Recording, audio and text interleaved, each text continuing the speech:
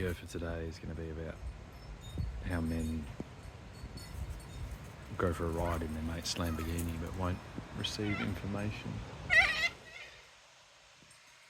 that man has gotten to his and then we reject that, and then we're all treading over each other trying to get a Lamborghini. Isn't that cool? But I've got to wait for my phone to charge and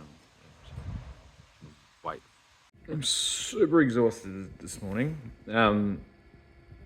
but I was just thinking, I'm listening to Roseanne while I do my morning stretches to try and I'm trying to pop that fucking spine because I've had a lot of years of driving and causes a lot of discomfort. But I was thinking about this trans thing. It's like we live in a world filled with men and women, and to my observation, it looks like women are doing pretty well. The best ever, and then just they were on a trajectory to the fucking tip of the volcano. Just fucking with their rabbit. Remember the rabbit? Just like, oh, fuck it, I'm gonna... Like, women are weird. Like, women will cause absolute mayhem before they kill themselves. Just fucking smashing a fucking dildo in there. Just like, savagely trying to consume the world, and then just throwing everything in there, and then big swan dive in there as well to show their thing. But luckily, at the tip of that volcano, we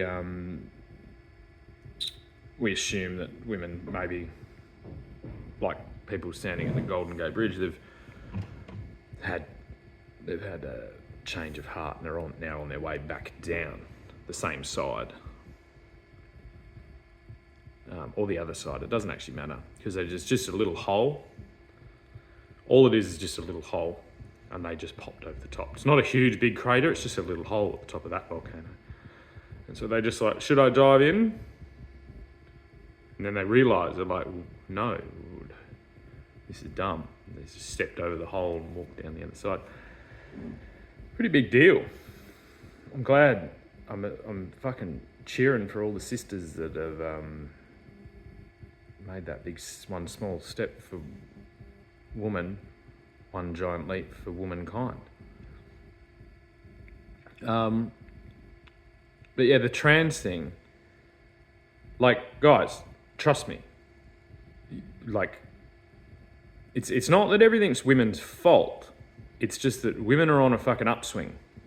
They've been on the biggest upswing in fucking history. And when they're on an upswing, that means that men are on a downswing, and the most men that are on a downswing are fathers that chose to do the right thing. And I do a lot of self-work, self-love, because a lot of women showed me how, and that's allowed me to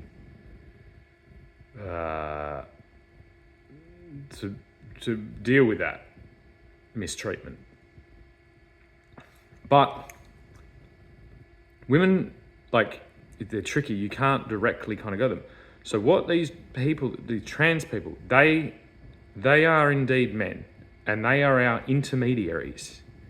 Okay, they are and at the peak of it, like we have in the French Olympics in 2024, we have very technically, this is weird, a man beating a woman, and it's not $1 Million Baby because she just lost the Olympics. That's it. And that's what we needed. We needed a man to collectively kick all women's asses so they can step over the volcano instead of taking us all down into it. So, yeah, and that's what trans people are there. And, like, if you can fucking drop your thing and you whatever, they'll probably give you a blowjob as well. If you romance them. It's like another thing. So you've just got to chill out. Like, I don't refer to myself as anything. I'm just Shannon. I've told you this, okay? And I myself had a lot of things against it. because there's a lot of things going on here, and you just can't, like, I'm actually defending women against themselves because that's what I've been doing. That's been my job for most of my life, is to defend women and to defend myself against myself. And then so when I see it in women, when I see that women need help defending themselves against themselves, because it's that fucking positive thing. That's what always happens. Men, we know with men, we know, everyone knows. It's like men drink too much, they gamble too much, they fucking fight too much, they swear too much, all these things. It's all that path. It's not like, it's not normally like, you don't hear a lot of men that are like, oh, I just stepped away from everything for a little while to just have a bit of a self-reflective moment and just kind of come to terms with all these things, and then fucking then destroyed my life from there. It's normally like, I was chasing fucking everything, and then fucking the devil came, and then me and the devil fucking ran off, and fucking I ended up on the floor covered in my own piss and vomit. And it's like women are they do that in a different flavour. It's like, say, like, I don't know, like men would be fucking chocolate ice cream, and they do it in chocolate ice cream, and women would be like, women would have a really long list of ingredients in their ice cream. It'd be like double almond, cinnamon, raspberry, swirl, cookies and cream, like, I don't know, rum and raisin, eggplant, sushi, mango. And they're just all collectively just like, no.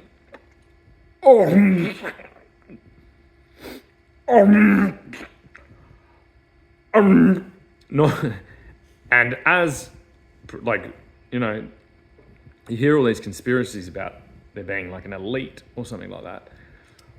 And like, I think just most of the women I've known in my life are like far closer to that than they are to the opposite, because the opposite are forced to live in basically like isolation chambers of their own fucking personhood and kept as fucking just skinny little visions of I don't know, while men destroy the fucking world and kill and terrorize the rest of the world. So the control of women, no, it's fucking on the long enough time scale, that's impossible. It's not possible to do. So knowing that, that's why I was happy to put a pretty long fucking effort into just assisting women to see the potential misdoings. And then rather than like each one, because I mean, that would have been fun. Like, I could have done one by one. Just like, you're free here, like, you're free. You're free, yeah, like that. And we had that in the other plant, like we had that on backup, we had that on standby. And I was fucking shouting for it. I was like, listen, I think I can just, and they were like, keep it, we'll keep that just there. Continue on with the strategy that you've been doing, and we've got that in our back pocket. Yeah, so it's more like if I can just invoke that spirit and change that direction. Like, basically, say this is, like, Kim Kardashian was like here. She was like, say that's hell, and that's like a beautiful future. It's like that much. And so basically, Kim Kardashian was like, I'm pointing to hell, and she steers a lot of women's thing. Like a lot of women's like perceptions and directions and things like that. So basically, it was only Kim Kardashian, and she's misunderstood. She's an incredibly intelligent woman, and she's and she's beautiful. So basically, I held like that, and then Kim just kind of just jumped on, and then I like went like this and just steered her a bit more towards the light, and then jumped off, and now that changes the whole thing. So it's, efficiency. Efficiency's always been my strong point. It's the strong point of all people that do well in business and anything, and because efficiency is far better. So just let me know. I can do the other way, but I think we've changed it. I think we've adjusted it just enough. So yeah, I'm gonna go do some self-care. Thanks. So we did a poll yesterday, and everyone seems to think that the wired transmission is a better way to go, just aesthetically. So we're going to make minor adjustments as the day goes on. But yep, thank you. I've just heard again from the Prime Minister's desk that the new disinformation bill has been amended, and that along with thou who shall not be spoken about, we also have, and now I've gone blank. Just bear with me for a second. I'm going to find it in here. Species. A group of individuals having some common characteristics or qualities, distinct sort or kind. Listen, there is a species here on Earth. It's called human beings. Human beings. And human beings are a diverse bunch, a lot like citrus fruit. All citrus fruit are welcome at my table, and all human beings are welcome at my table. This is right, I've remembered. Sometimes chance intervenes, because rather than thrusting myself straight into the topic this morning, that moment where I forgot, and I'll just put that there in case Tony needs to come through for anything, he's telling me to continue. Yeah, sometimes chance comes and intervenes, because then we get a beautiful moment where we all can reflect on the fact that we are all in fact one species. And if we get to the point of this gender culminative moment on the tip of that volcano, well, all the men are either already in it or well at the bottom, but just a big shout from a far away place, just like, it's okay, step over the top. You're doing well. And and I guess it's a wonderful day. Yes, I know, Tony. Yes, sending you a big hug, mate. It's all right. No, it's normal to cry. It's upsetting, it's emotional. It's okay. Yes, you can show them. Yes, madam. Yes, yep, like that day. Big hug.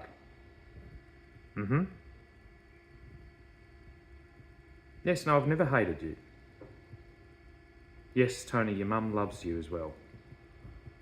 She didn't know what she was doing. It's all right. The pool table's on its way, mate. Yep. You can play pool. My favourite game is 9 ball. Yeah. 9 ball. Amazing game. Yeah, I used to play it on virtual pool.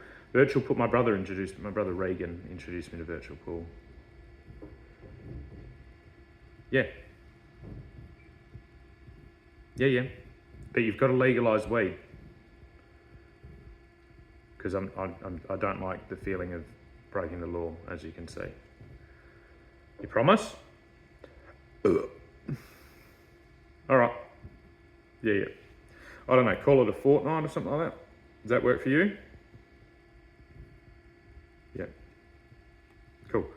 All right, mate. I've got to finish this now.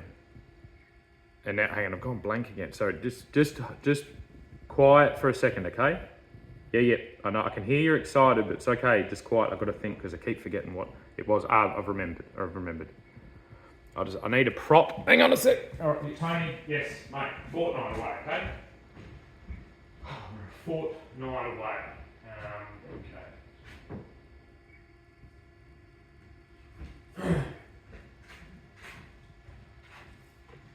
It's murder on the dance floor. You better not steal the moon. Hey, hey, hey, it's murder on the dance floor. I can't blow my whistle because I gave it to my son in case he needs it. And then I can hear him. Isn't that a sweet thing? I'm like, I gave you a whistle, mate. If you blow it, I can hear it, and then I can come and help you out. Right, so what the main topic before Tony, and better just put that there in case he's, no, he's just gently sobbing, but that's beautiful, I think.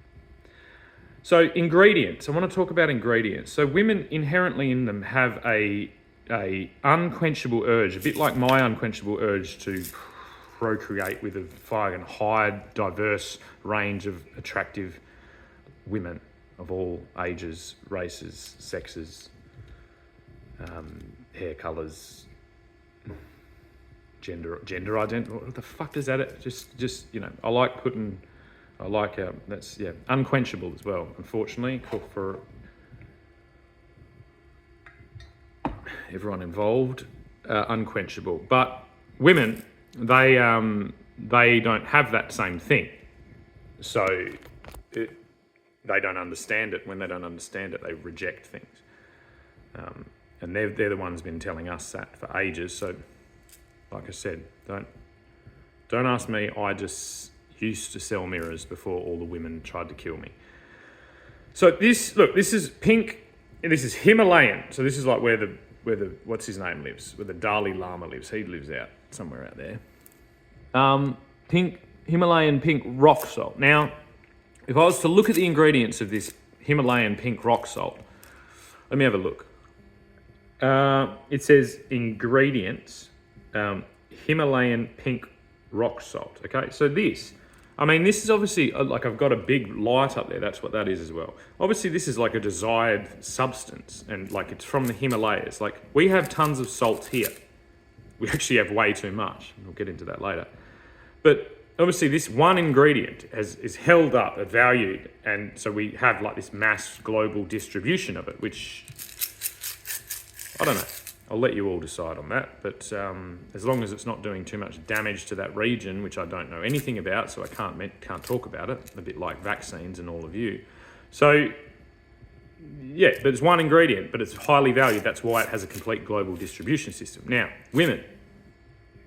some women would have had the instinctive urge to go and have these one things and maybe go and get these one ingredients. But a lot of time that was more a men's job, just because men are more some men it's more focus and aim driven, which you'll notice if you've ever sat with a man who's like obsessed with basically anything. They're just like, they'll sit there and tell you every fucking detail about that fucking car that was in 1937 and how it would. Anyway, so that. Women, on the other hand, their instinct to provide for their babies and then also their family and their tribe and their group and their whatever is to provide an abundance of beautiful ingredients that all add to the diversity, and we enter that into our body and also into our mind. Like these can be conceptual ingredients. And so they have an unquenchable desire for a high diversity of things, ingredients. Now this was discovered at some point by some people that didn't have a good ability to see into the future, like a lot of us don't. And they hacked into it by creating a whole bunch of ingredients. And this is why from the 40s onwards, all things had an amazing amount of ingredients in them. This is going to be a long video, I can already fucking tell. Because it's hacked. They're like hackers.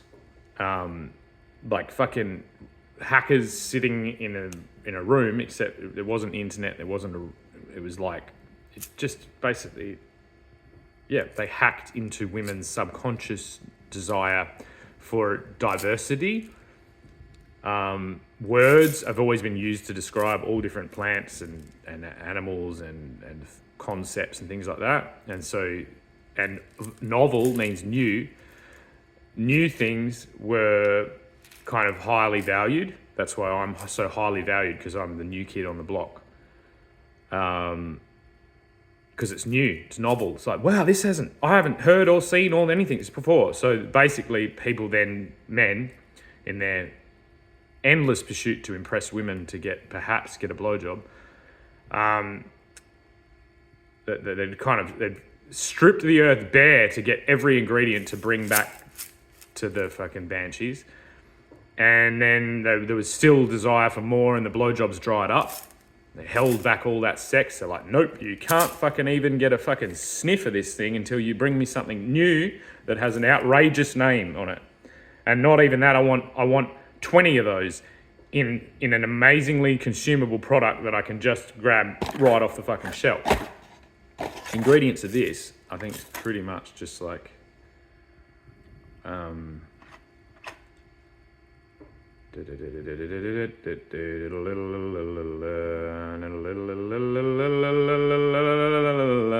active ingredients, right? But where's the actual ingredients?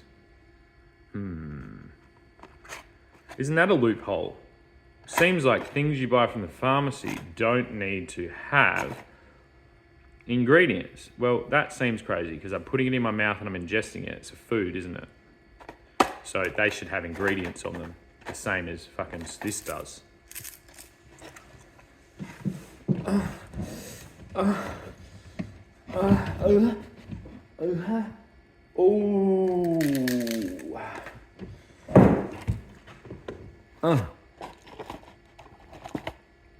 But yeah, in this pursuit to attempt to get a blowjob, men specialise, which was a risky move, because they could have gone to the gym or they could have done other things that made them desirable, but it's not all men can kind of do that. And so, whereas in the days past, they might have been exploring, new concepts to bring humanity to a peaceful state of abundance, but that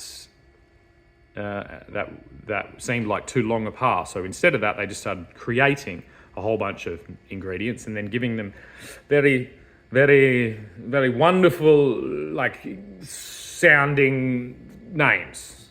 And so women would, and this is, I kid you not, this is actually what happened. So women would look at the shops, they would grab the selectively put things on the shelf that were at eye height, which were just convenient. So it was all about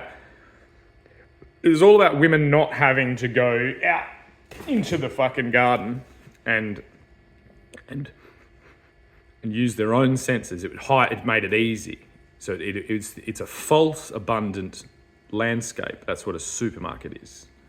They're okay, especially now that they're gonna all pull their fucking heads in.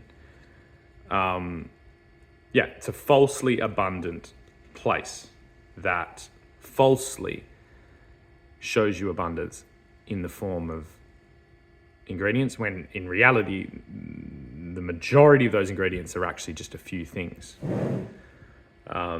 This is actually like the attacks on sugar and on meat and on carbs are just, they're too simple. It's too simple. And because it's too simple, then there's not as many products, and da-da-da-da-da-da-da-da-da-da. So if we don't have any products, then people can't make money. I didn't fucking make it up. I'm just telling you how it all works. So yeah, believe it or not, when these ingredients that we're all now a bit like, oh, what the fuck's this shit? Why are we eating this shit? I can't even fucking, what is this? When they first came out, they were like wonders. It was like, like the new iPhone. Like, oh my God, there's this thing and it's got all, it's just, it's totally convenient. I just grab it off the shelf. I don't have to sit there and hand make fucking shortbread anymore. I can just, and it's like women were just doing it secretly for a long time. And yes, we know, okay? We forgive you. But like just collectively over the last, say, 60 years, women have just slowly been like, hey, do you know you can just go to the shop and get this fucking, it's in a can. You just get it. Yeah, it's got lots of ingredients in it. Yep. Yeah. No, I just sit there and watch telly. Yeah. But which is destructive, okay? And men are doing the same thing as well with porn. Because that's what porn is. It's why we have porn everywhere, which is then consuming women. So this is just core concept. It's fucked. We just need to realise this, and then we can escape it. And when we can escape it, we can realise that the abundance we seek is in our own hands. Yeah, if it's being fucking just provided for you in thing by people, chances are it's a fucking con. It's a trap. Which even like the sheep, I've been trying to get the sheep in the orchard again, and they know. They're so fucking, this thing about sheep, it should just be like, instead of calling people sheep, we should start calling people people. Because people are way more fucking able to be led than sheep are. And so, yeah, they know, they're skeptical of it. It's like, but yet you're not skeptical of the fact you're going into a man-made fucking environment filled with the illusion of diversity while you drive there in an air-conditioned car, hop out, like briefly expose yourself to the elements, go walk down a curated aisle, put things in a provided basket, and then in a lot of cases, like then use your government provided money to purchase said fucking item that has been carefully selected to optimize to your unconscious, unquenchable thirst for fucking novel, diverse things. That sounds like a trap. Like that's way more than me throwing a carrot into the orchard and trying to get the fucking sheep in there. And the sheep rejected it. So yeah, we just got to stop calling, we can't call ibis that word. We can't call people that word, sheep, which we should keep in WA because sheep are far harder to lead than people are. So what does this mean? It means that there's a responsibility that has been discovered by me and then explained to women. And now that they know it again, they can squeeze that urge of diversity and novel things. The novel thing is doing it yourself, ladies. And that's what the rabbit revolution has been about, because you've been doing it yourself for a while now, and publicly and openly, which is I celebrate because I fucking love doing that as well. But you have to plant the diversity that you want in your environments. And all those suburban environments are just like, they're blank canvases waiting for that. And not in some fucking it's not like a fucking, it's not, you know what I mean? It's not work. It's the funnest thing ever. Just put your headphones in, listen to Creed, and wander around like just planting, and you'll find it. Do it with your sisters and have some cups of tea and fucking turn the telly off and get off fucking Instagram for a bit. Get off watching Instagram, because Instagram is like the supermarket of the fucking of this age. And the same with that, like same as you're planting in your environment to get the diversity that you seek, and then then you're a part of your environment and you're doing, that's your job. It's a job that was hacked by men, by the patriarchy, hacked into your fucking job, stole your job, put this shit in your face, and now you're all fucking enslaved by the own thing and your destruction, and you're sitting on fucking Instagram, destructing further and further and further and further and further. So while you're doing it, make snappy little hilarious videos of you planting, and then maybe like, do the weird shit. If you're funny, do it. Like, oh, I planted this, and then I pissed on it and stuck my period blood in it. Fill it with it, and the algorithm will sort it out, so I don't see it, and we'll probably sort the algorithm out as well to keep fucking creepy dudes out. And then it's like you don't even need to go to the fucking supermarket. You can be even fucking lazier than you already are being. And it won't take long, especially if you all help each other. Yeah, it's really cool. You all live like these suburban blocks. They're just blank things of like potential beautiful gardens. Not like a fucking peasant garden. Not like a fucking, you're not out there with a hoe Okay, like here we have just sand. We have sand and we have water and we have nutrient in the form of you and inputs and things like that. So all you need to do is just cover that sand with organic matter. Organic matter is like grass clippings, straw, hay, wood chips, anything. You want to build up that carbon. That's the actual carbon. Okay, you store it in the soil. You don't need to. I don't know. You don't need to do all the other things that carbon has been used to sell. You just got to hold it in your little patch. And believe it or not, even though my property is like half an acre, and then I look after here a little bit as well, and this is a bit bigger, but like it's annoying. I'd rather just a little thing. I'd rather a little patch that has really handy, convenient water and then is comfortable, that's surrounded by other ones of those, especially if like a lot of people started doing it, than to be out here, because when the bigger the place, the more work it is. So the foundation is there for these things. It's like you can turn basically from fucking Two Rocks to fucking Mandurah could be just the Garden of Eden. You just got to plant it, yeah. And it's not some hippie fucking mumbo jumbo thing. And then the agricultural regions, once you just like, you can understand that they have a way harder job because they're producing the majority things, which is these couple of things that the supermarket actually only sells.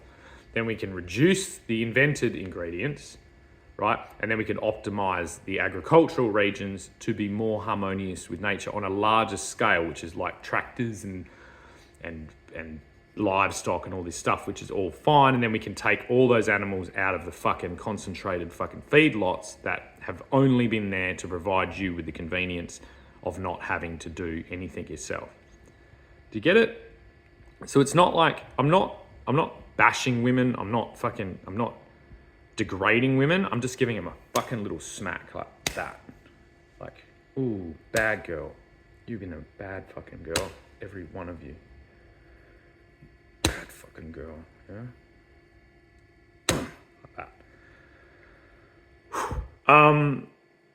And in my experience, you're kind of into that. I never understand that. I'm like, what is going on here? Why can't we just read fucking poetry together and like walk on the beach? Why do you want me to smack you, you fucking weirdo? I'm like, all right, but I love women, so I'm like, okay, fucking, I'll do it, I suppose. And sometimes it's not. Like, it's just like, yeah. And it's always like, basically, it's like every woman I've ever been with, it's like, after a while, it's kind of like, all right, what level do they want me to fucking smack their bum is the thing. And some of them just come straight out. They're like, smack me. And I'm like, all right, there you go. They're like, harder. I'm like, fuck's sake. And then it gets weird. You know what I mean? Because on one hand, I'm watching the news, basically telling me there's a fucking out of control fucking domestic violence situation against women, and that women are getting fucking beaten and all this shit, even though that's never been happening less in human history than now. And then I'm shacked up with some fucking broad while I'm traveling around trying to save the world by selling mirrors and reflecting the fucking negativity of humanity back onto themselves. And then this woman's fucking, who's quite lovely and having great experiences, then is telling me to fucking, like, smack her fucking ass as hard as I fucking can. And I've just met her. So I don't know where that comes from. But again, I'd stay out of women's business. I can just steer them a little bit. Just like that. And look, I'm wanting to settle down, so I can't do it the old-fashioned way, so I've had to do mass distribution, global distribution of this, rather than going door to door. I think that's better. That's a better world. Everything ends up being faster that way, and then it's just so easy. Later on, I'm going to show you how to turn a Greek yogurt container, a little bucket, Mandela bucket, into trees, like as if by magic. And not only just trees, into trees, and also into it runs through a process. It's like a beautiful little ceremony that I was shown yesterday, and it's dead easy. It's dead sexy. It has all types of ways that you can make it fucking your own. You can make it unique. And rather than it's, you know what I mean? It's like this is like big girl school. So all of you are of age, because there is a fucking gate in here that doesn't let anyone in that is too young, because not for me either. That's because that makes me incredibly uncomfortable if that happens. I have a fucking young daughter, and so if I get, and it's happened a few times, if I get attention from someone who's young, I basically am like fucking get away from me. Get the fuck away from me. You know what I mean? That's the equivalent of how women feel when they're getting that thing. I didn't know it existed. No one explained that to me. I basically thought it's like, according to fucking the media, it's like, nah, when you're young, this is this sex time, and then it's you basically hit my age. You're an old fucking dad who's a loser, and you're never gonna get looked at by women again. That's completely false. It's the opposite of that, which is is fine, but it makes me uncomfortable when women that aren't old enough do that. Not that it's happened that much, so that's why I would never. I don't want to go anywhere near them. It's unlike Leonardo DiCaprio. Now his girls are all of age, because he found the line in the sand, and he's got a difficult job to do as well. And so you know what I mean. That's how he rolls. But yeah, this is like big girl school. So if you do, you know what I mean, if you have a crush on your teacher, it's okay. You can use your rabbit, get all that. All right, it's a busy day this morning. Whee! I thought I was having an easy one. It's fucking non-stop. So the King's just let me know again that apparently a way we're going to symbolically remember this transitional moment,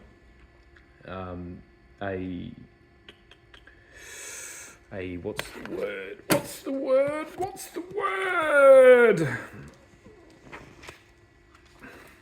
Room. If you know, you know, darling. Love you. A portion of space within a building or other structure separated by walls or partitions from other parts. Let's just go to 3. The persons present in a room. So I guess I don't know who's in the room. I'm in fact in a room. We're all in a room, and we all have room to improve. Guess that'll do. We're gonna have a change in slight change in the around this time of year in this country, which is going to be pretty fucking exciting, like the Royal Show. So if we think of the Royal Show, what is the Royal Show? It's bringing the country to the city, and we've already I just heard something. Great idea, Charles. Yeah. Perfect. Because of Gladiator. Thank you. Yeah, cool. Okay. So we bring the country to the city. And also, like, every man has this, everyone knows the scene. Everyone knows it. Gladiator. Where he's coming home and he's like this, and he's walking, he's got his hands in the wheat, right? Like that. Something that we don't all get to do. And that's fucking bullshit. And that's because women have been doing it at the supermarket. And so we've got the new desire down under, because we're inverse. So in England, this is what the King has decided. In England, we have lawns, which actually kind of work, because it's a different ecosystem. That flat solar panel of grass is incredibly. It's like you do need to clear all that, to have that. They've optimized that over thousands of years. Whereas here we had optimization by the amazingly just resilient and capable and wonderful Aboriginal people that have been here for a very long time. But because there wasn't a lot of them, there's far more of us, and we have a capability to hold far more people, which there's been a lot of negative press about. And it's going to be a slow process. None of you are ever going to see anything. Overpopulation doesn't exist. It only exists when we're on a destructive curve.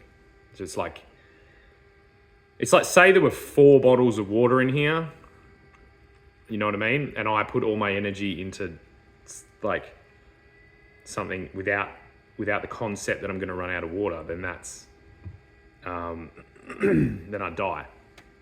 Whereas if I spent that time thinking about how I could possibly get water, and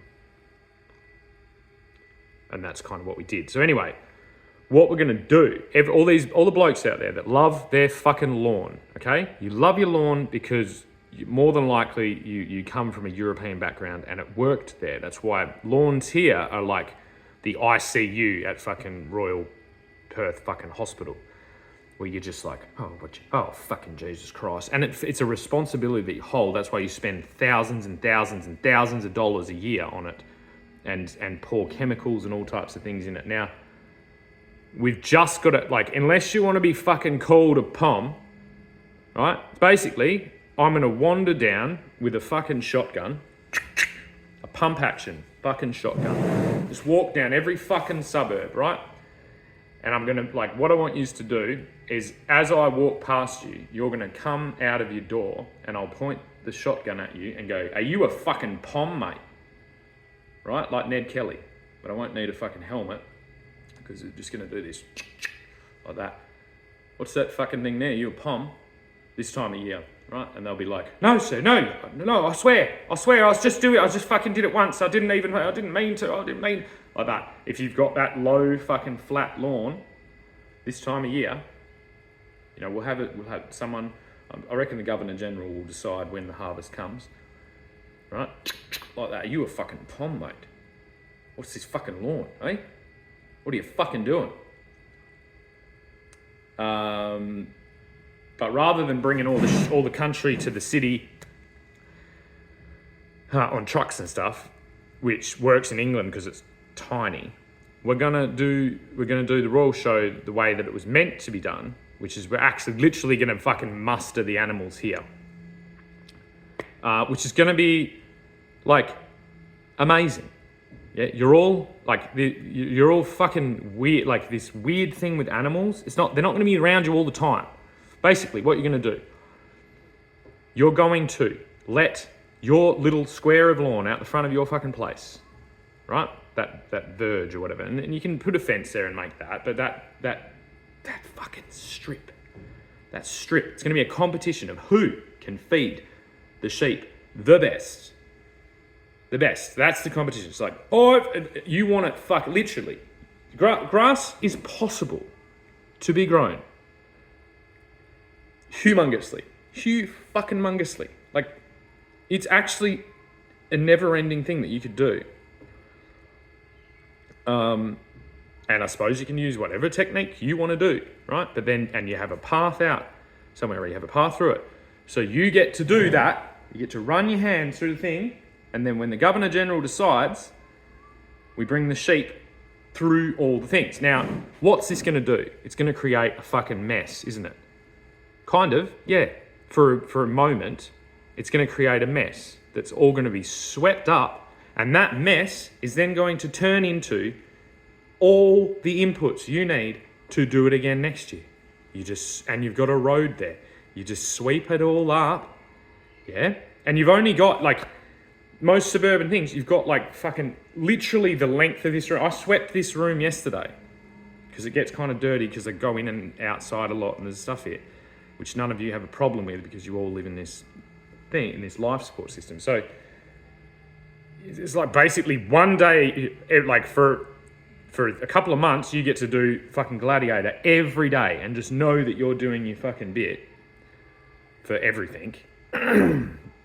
And then one day you have to sweep up like a fucking, basically, and it's only half the road because the neighbour's got the other side. Because there's a line in the road, you just sweep your half into the thing. That's it. It's dead easy. It's dead easy. You're gonna love it. It's amazing, right? And then we get this like parade of sheepdogs and farmers and like wonderful people. And while they're fucking, you have a chat with them. You know what I mean? Because the dogs do most of the work. And the infrastructure of the roads and stuff is actually, it's like dead easy to run sheep through that. And it's like that movie Babe, but way crazier. It's like the whole fucking place gets to do that. You know what I mean?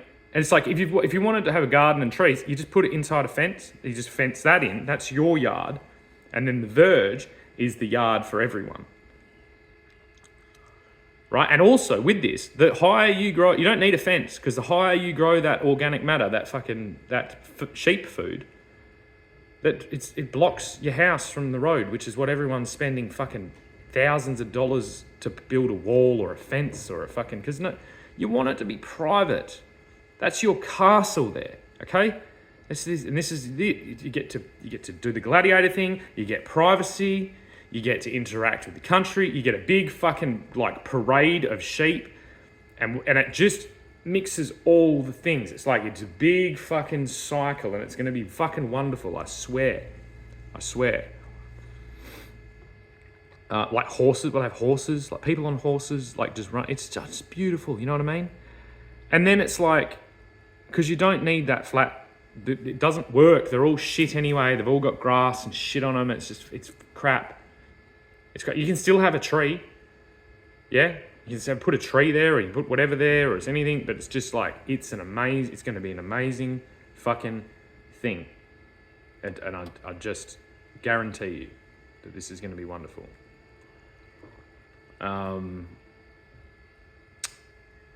Yeah, it's called pulsing.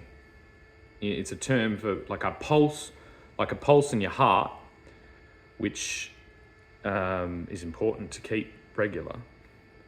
It's a natural pulse. It's introducing a natural pulse into our system. And we've gone through this fossil fuel diesel era, which it's not going away. It's an amazing fucking technology. It's to hold liquid energy that's consumed, like, it's beautiful. But we can just get way more efficient. So basically, because we went through this phase, we discovered the peak of that. This is peak oil. Peak oil is like, it's a fast tick, like that hockey stick graph of Al Gore's, like fast tick. And then the gradient on the other side is like this. And we can slow that down to basically almost dead flat. And while we're doing that, it restores the thing in time. And this is how we do it. Rather than trucking a couple of prize sheep in, we bring the whole mob through. You know, different regions get together. The regions get together and collectively they get a map. Someone can organise that. That could be a job, the same as any other fucking government job. And a lot of them can just be steered into that. Or rather than like, I don't know, putting fathers in jail, we can save the world. And that's just so cool. And the kids get to see the sheep and the dogs and the horses and the people and you know what I mean? And then they might be inspired to go out and do that, because we need a whole lot more people in those regions. And basically that's a great option right now because it's dead cheap. When I was young, they were giving away blocks in Bruce Rock for like $1. Because that's how much we need. Like, and you go, my girlfriend right now is in York. My auntie lives there as well. Go to York. Go for like, next weekend, instead of getting on cocaine and being hungover, pack a picnic and go to York and have a look at that place, which is beautiful, but it's like it's held in a time capsule. It's like you can see it was being built and then something happened, and that thing that happened was the industrial agricultural revolution, which was a big fuck up. That just by chance, it's like there was no way that wasn't going to happen here. It's just unlucky. But with that unluckiness and with that destruction we did, that's why we've been able to so easily, and why we will be so easily able to make this transition. We've just got to all be involved in it. We're all West Australians. We're all in this together. and it's fun. It's like everyone loves the royal show. You know what I mean? And you can have like all those things. So say the sheep are in Armidale. That's where the show is. So you don't need to go to the show. The show comes to you, and that's what it. That's what it'll be like. It's like the circuses in town, except it's not lions and tigers and fucking things. And circuses could be there as well. It's really cool. The king is a genius. That's what, because he's had a long time to wait to be king. Like, he's been singing that song that Simba sung for almost his whole life. Because he, unlike his mother, he actually knew he was going to be king from birth. His mum didn't. His mum was thrust in that position, and she did the best job of a female monarch in history. You know what I mean? And like, that's why we had the Spice Girls and all these things, because of her, and that's amazing. But the king has had a long time to out of the spotlight of the crown, of the head of the crown, to really put a lot of thought into this. And he should be just appreciated for his gentle, beautiful touch that this is a great example of. And so it's maybe instead of calling it the royal show, it's called the royal muster or the royal drove. Beautiful. It's a beautiful, wonderful way for us all to incorporate these simple things that we've forgotten about back into life, while not losing the security and the comforts of civilization. Because in my delving into history, the moment we just experienced in the past, where we didn't have this interconnected mycelium-like internet globally, or almost globally, which we're doing our best to get this out.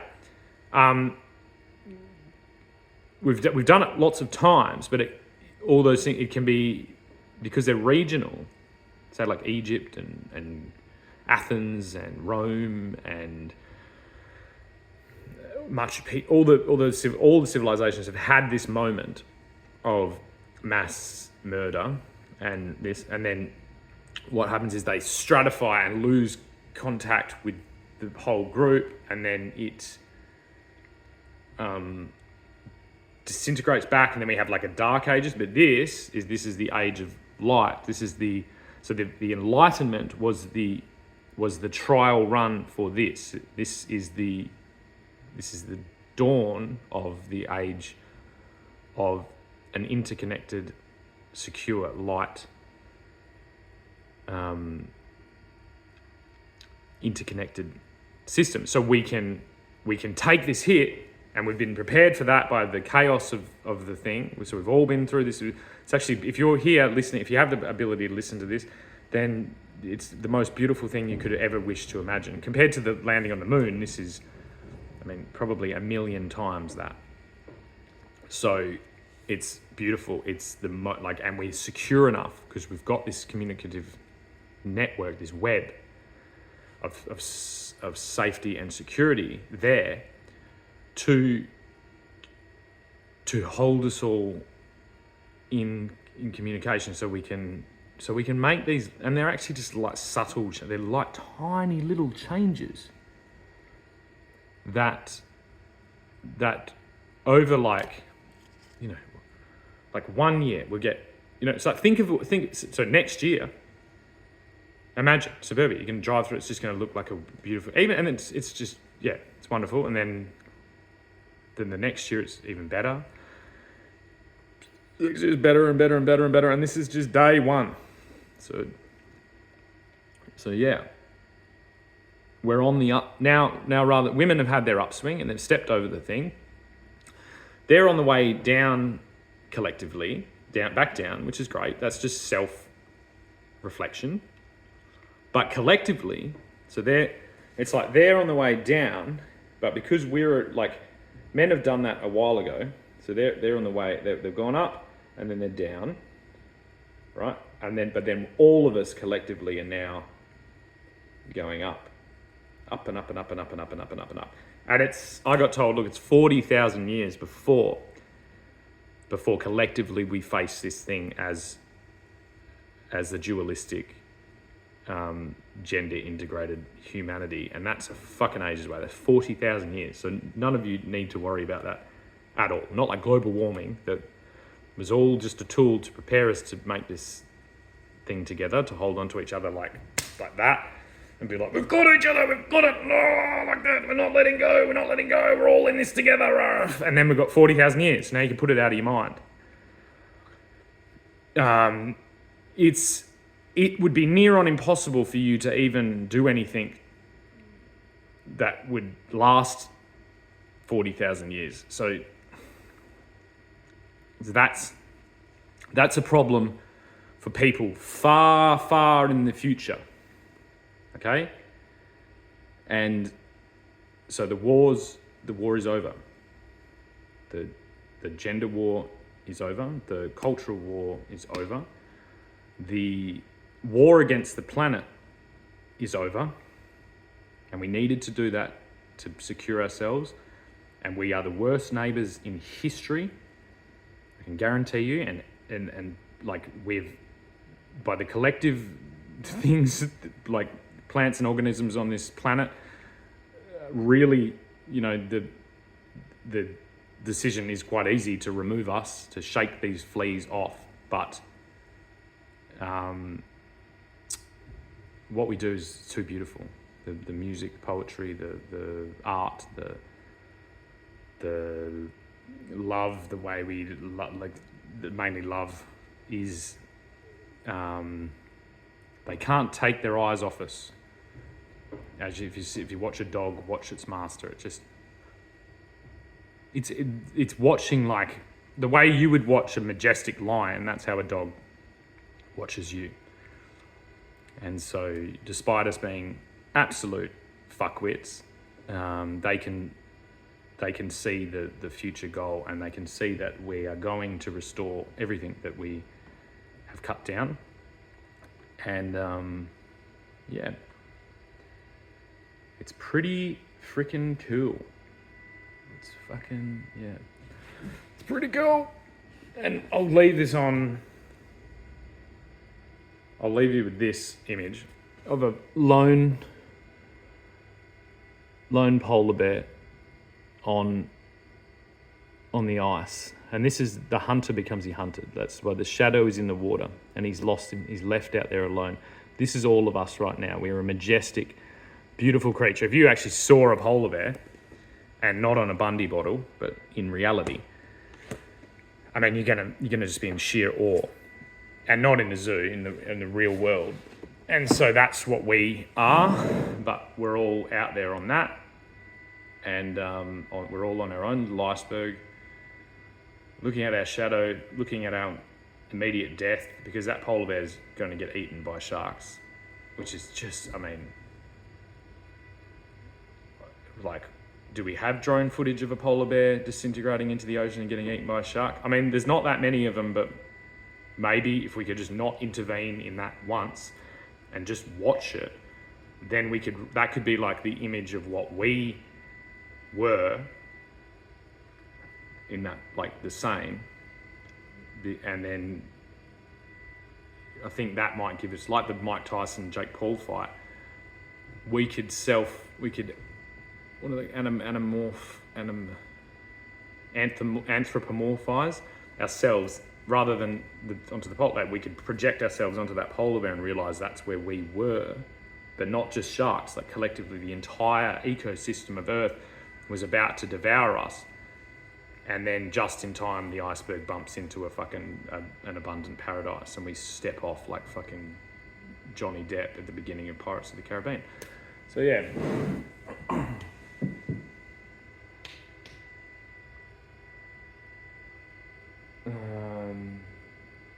That'll do it. Also, I'm gonna just fucking zoom in. That mulberry there, which is getting looked after by someone, that's for my my children's mother. It's a gift to her for her tireless sacrifice to this project. And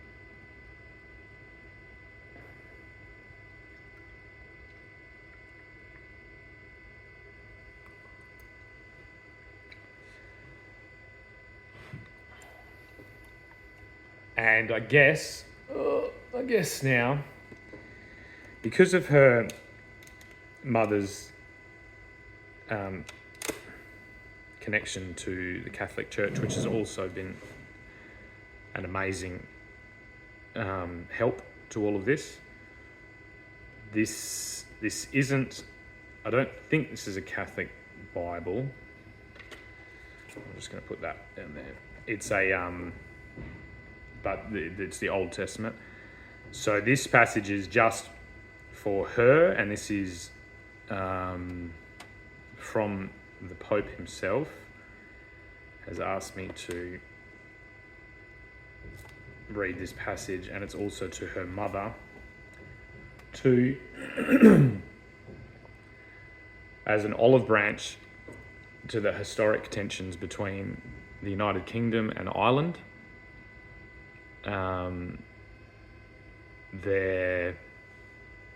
The beauty of the Irish people and the resilience of their unwavering defence of their ideals and autonomy is by far the most fearsome and unrelenting force I've ever known, and that is everyone in defence of that. With spiritually, anyway, with my children's mother holding that, just so strongly that it brings me. Like, if I wasn't trying to do this and present myself strongly, there is a flood of tears behind my eyes, and I guess that's what I saw all those years ago when you wandered into my dad's house, because there was no doubt in my mind that you were the strongest, most beautiful woman I'd ever seen. You had an inner strength that glowed like, I don't know, 1 million light globes. And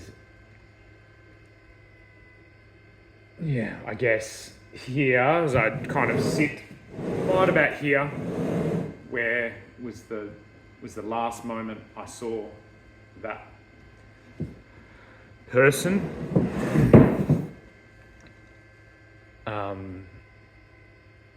When her unconscious instinct to step into defense was activated, I'm guessing. I just want to apologize for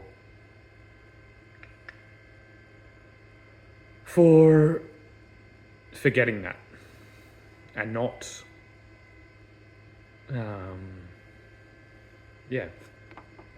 not appreciating it, and not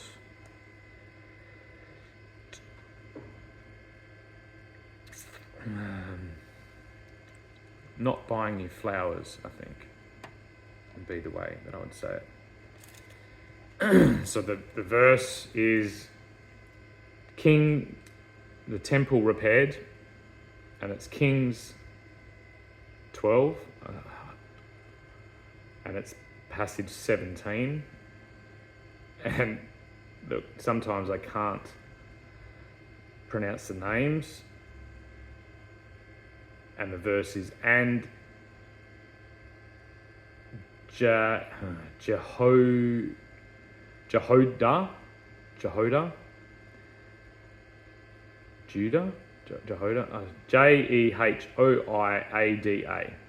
This is the dyslexia kicking in, so we're going to have to get some Catholics, priests, to explain who that is. to me. And Jehoiada made a covenant between the Lord and the king and the people, that they should be the Lord's people, between the king also and the people. And I'll read down to the end of this, because it's from 17 down that I'm getting told to do it. 18. And all the people of the land went into the house of Baal and break it down. His altars and his images break they in pieces thoroughly, and slew Matan the priest of Baal before the altars. And the priests appointed officers over the house of the Lord. 19. And he took the rulers over hundreds, and the captains and the guard, and all the people of the land.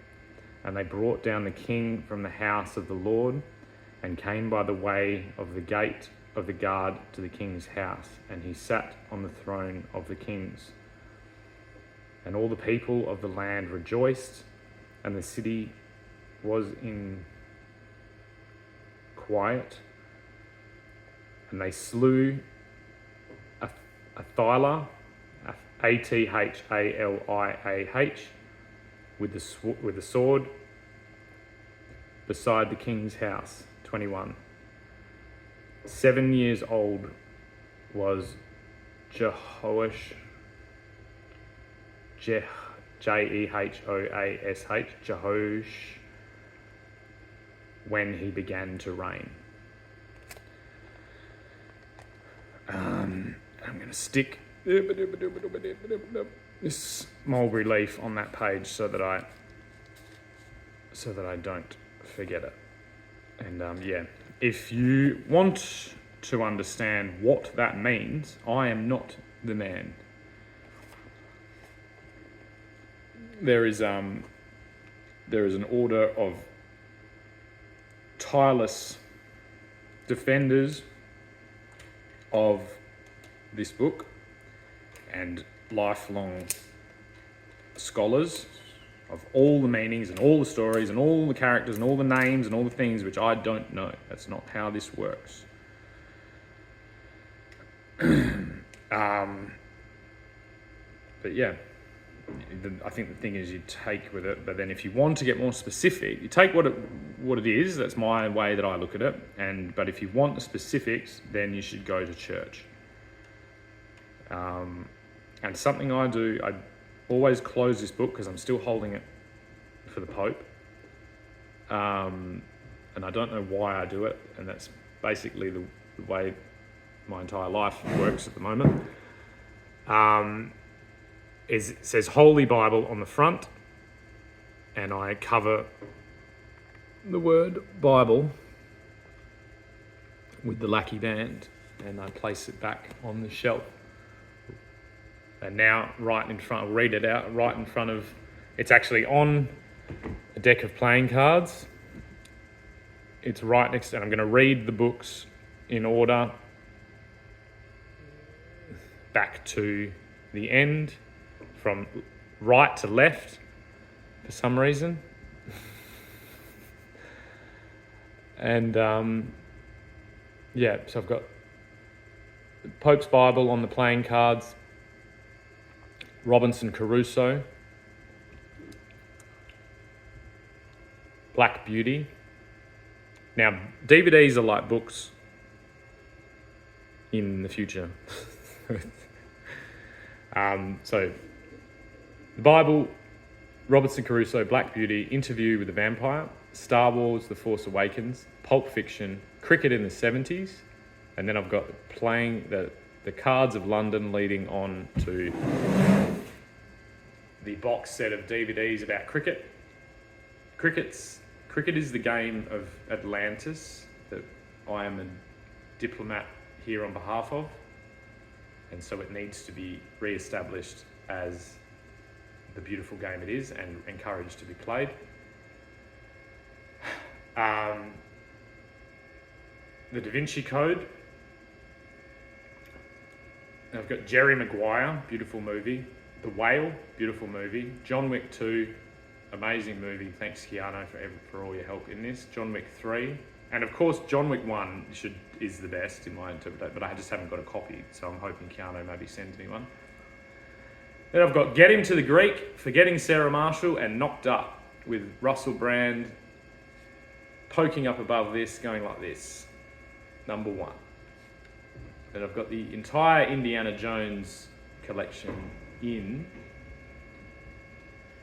reverse order. So the Kingdom of the Crystal Skull, The Last Crusade, The Temple of Doom, and Raiders of the Lost Ark. I've got Major Payne.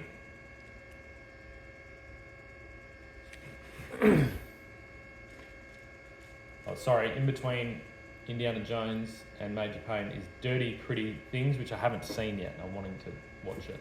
Major Payne, Hot Rod, Arlington Road. Great movie with Jeff Bridges and Tim Robbins, who's from The Shawshank Redemption. Jeff Bridges has been like a father figure to me throughout a lot of this, and a movie you should all watch is called I think it's called The Keeper, or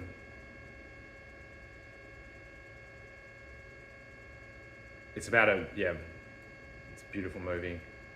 And then ending, if it's not called The Keeper, I apologise, it's called, you should watch it, Jeff Bridges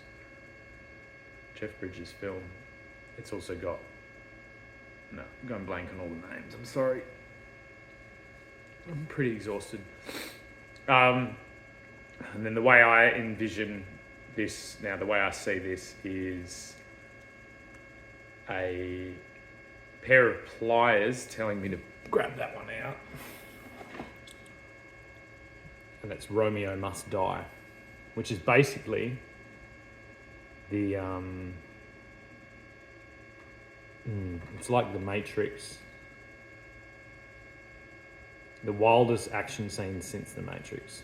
And that's Jet Li, which I'm sure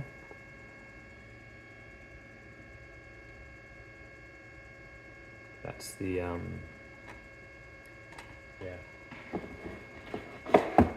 don't know, that's it. As I said, I don't know much. I'm just the messenger.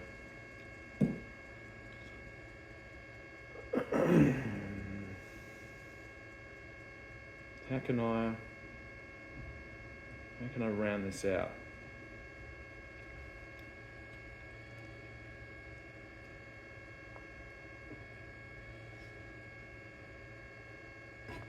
I think I'll do a card. There's been a lot of humour in this, but sometimes humour's not the appropriate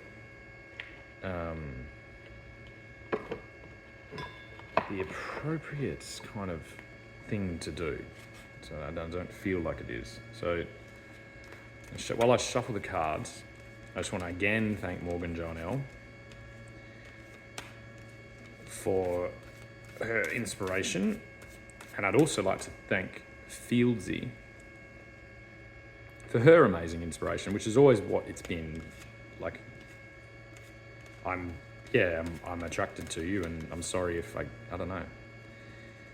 But I've always, in my eyes, you've always been supporting me. And so if that isn't the case, I've never noticed. I think you're an absolute wonder. I don't know how you do the things you do and still, I assume, be a wonderful, amazing mother. And I'm genuinely, when I see you and your partner, it basically explodes off the screen as the most beautiful, happy thing I've ever seen. And so that's, I'm genuinely, I feel a connection to you, because there's not a lot of crazy people doing weird shit on the internet. Especially in WA, it's not that many. And so, this amazing Irish warrior queen that came and visited Western Australia and showed me how to put all the things aside and just be me on the internet.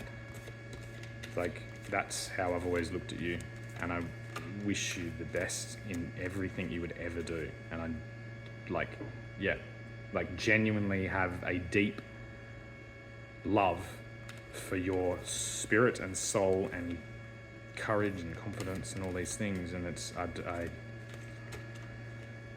yeah, I suppose if there is those feelings, which I just feel things sometimes, I just can pick them up, then I apologise for my predecessors in establishing that, but that's never been anything to do with me. Yeah. If you're the archetype of Irish women coming directly from Ireland, then Ireland's in safe hands. All parts of it, north, south, east and west. So I'm going to fan this out. This is the card right here. To end this, it's 14. I'll do this thing because I like this yesterday when I did this. 14.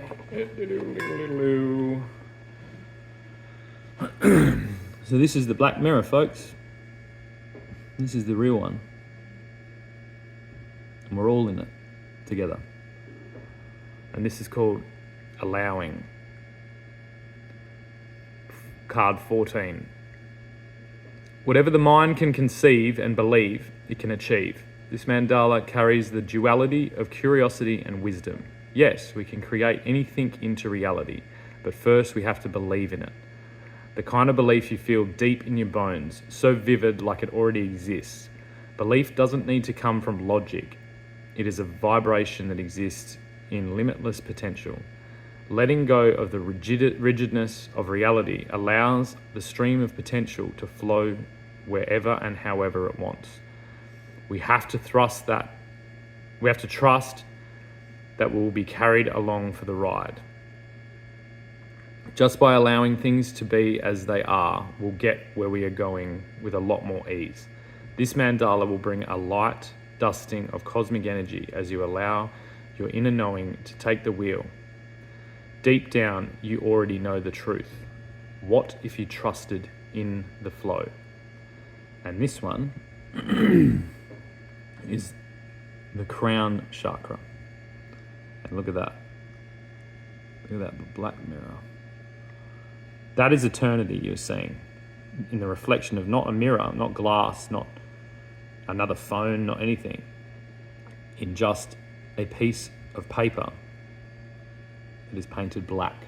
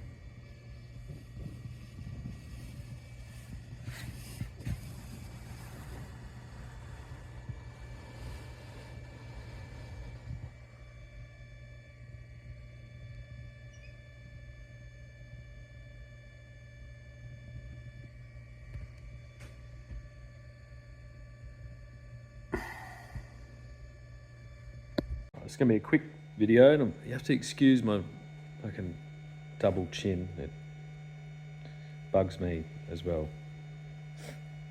And I just can't do anything about it, you know?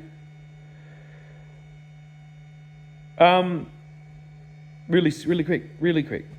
This abortion thing, right? So it's like, you're not ready to be a mother, and you're not ready to be a mother because you're not a mother yet. It's something that happens to you. Your body prepares you to do anything in life, and your mind will prepare you, and you are perfectly built to be a mother. The reason you don't feel like you're ready to be a mother is because you're not a mother yet. That's how it works. It's like fathers know this inherently because we don't have we don't carry the child. We get this moment when the child is delivered. It's delivered to the father. In the ideal circumstance. And so it's this kind of, and it's where like, when we increase the access thing to abortion, that decreases the sense of responsibility that fathers, especially young fathers, are going to feel if they're put in that situation. It's giving them license to run off. And it has to start with women. And the main thing is that if you don't feel ready to be a mother, it's because you're not a mother yet. That 9 months is the preparation to be a mother. Other mothers are meant to support you in explaining to you that you are going through a process of initiation into motherhood, which takes 9 months. Now, if basically what it boils down, it's like you're not ready. Okay, so we've addressed that. You're not ready because it's too early. It's too early. It takes 9 months to be ready to be a mother. That's it, and your body and your interaction with your environment and the baby prepares you for motherhood. So that explains that. Now, if you're not secure enough, yes, you are. You're well and truly supported in this. Now, we need to do a lot of work in supporting everyone. And I can tell you from first-hand experience, young parents are not being looked after in this country. And this is because of this access to abortion. I've seen it my entire life. I've interacted with it from a perspective that most of you haven't seen. You all celebrating abortion, right? All of that money that's being spent on killing children should be going to young parents looking after children, because all I see is a bunch of people trying to kill children and encourage people to kill their babies. And then if that culminates in the shadow side of femininity, which is thrusting your sexuality in everyone's face in an ever increasing display of mating like presentation, it's the female equivalent to peacocking, to present a sexuality whilst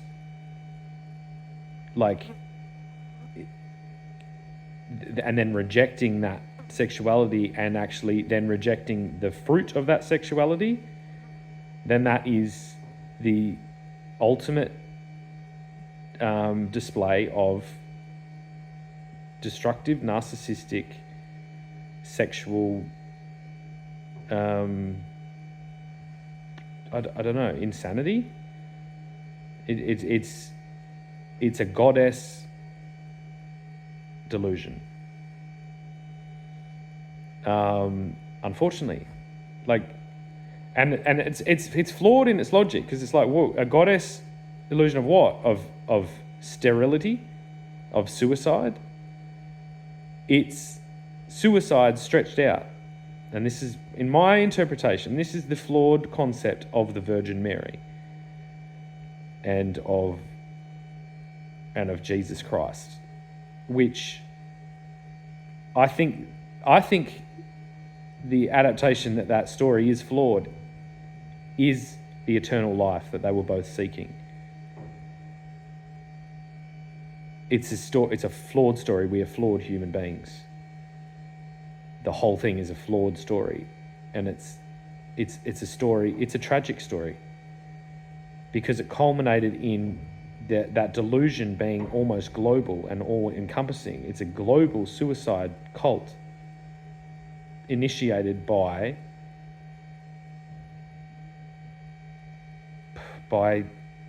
those figures in that time, in that way, and the perpetuation of that has led to a suicidal ideology being not just shared and like we've seen this woke thing, but actually like integrated and repeated so much so that it has become an unconscious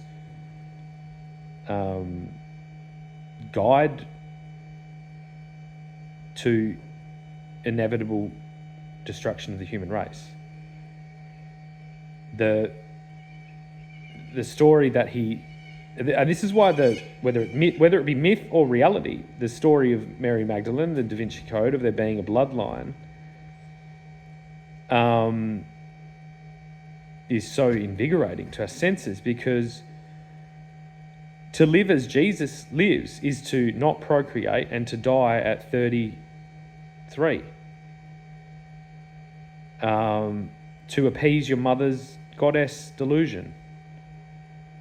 Now, the character in that whole thing, because, like, don't get me wrong, this Jesus fellow did a whole lot of, like, he had a whole lot of things right, because he had some amazing teachers, because he was thrust into stardom, similar to King Charles.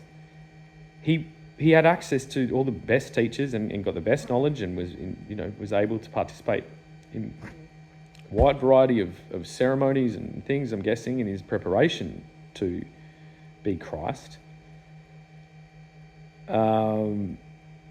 Including like lots of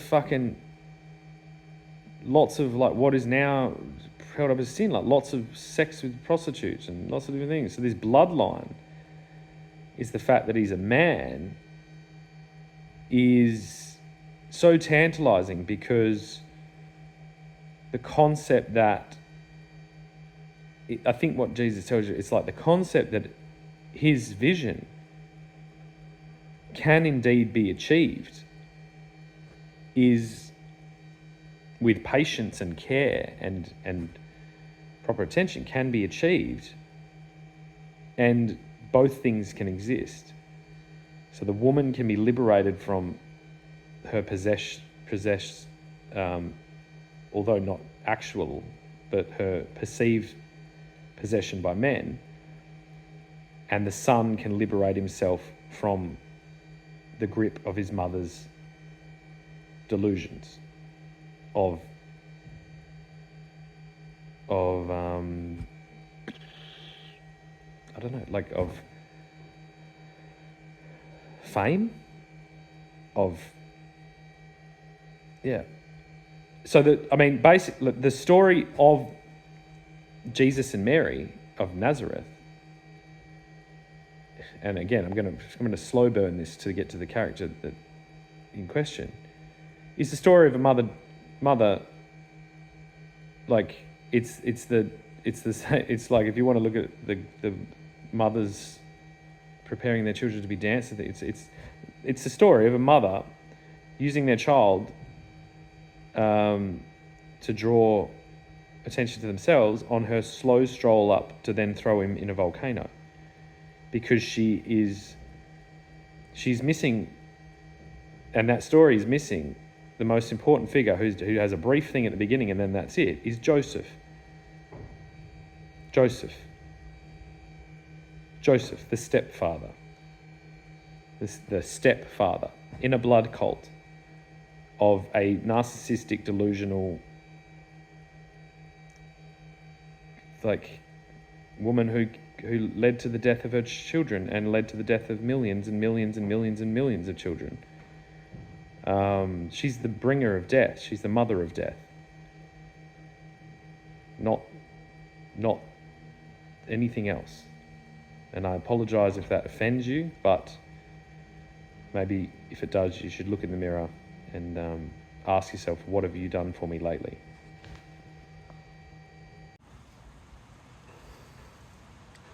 Well, I've come to the place where the good lighting exists, which is outside the room.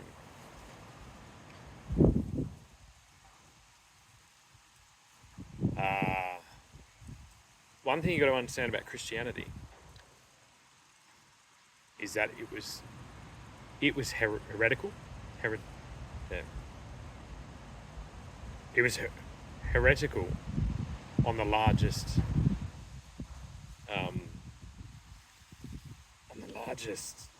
empire that the world has ever known. And so the reason they all still hide in rooms and in churches and buildings, because that's how it was formed. Now, if you criticize, there's a thing called I can't remember what it's called, something sandwich, where you put, you squeeze it in between other things. So it's the story of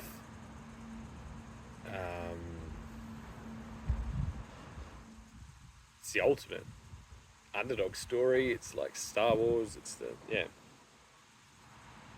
this select group of apostles, as I see an ibis. I think we all know who that is. It's the select group of apostles that learnt the amazing teachings of the best news presenter that's ever existed, which is Jesus Christ. Now, that knowledge flowed through him. It flowed into him by the source.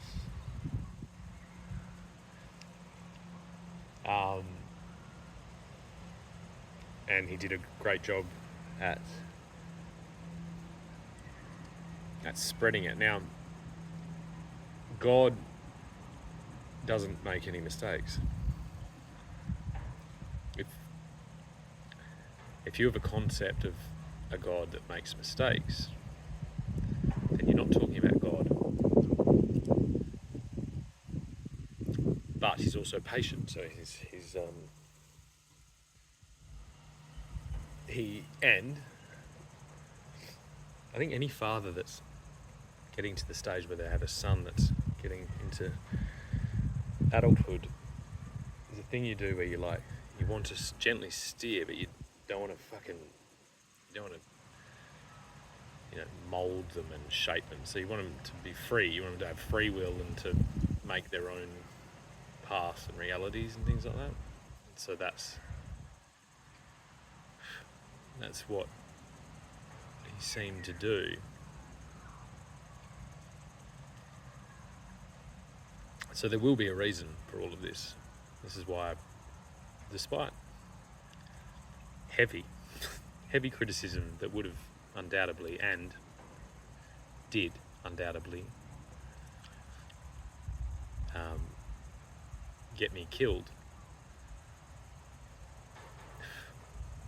and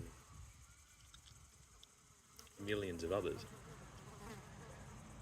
I also defend the churches, because that's where did I end up? Why did I have the confidence to do this undoing? It's because of the example. It's the example that's the message.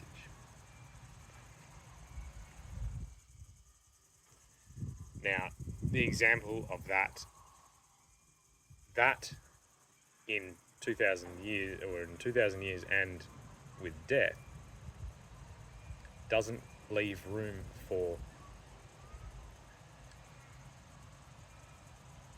progress in the now, progress all around us. So although I'm liking a bit of sun right now, I don't need much. I'm only this big.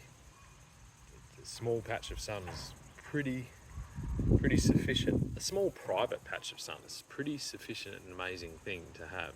And that comes to watch cats. They know where and when the sun's going to be there, and where the hot spot is in winter and all these things. And because they understand that that thing in the sky moves pretty regularly. So the one thing on this property that is missing is trees. And if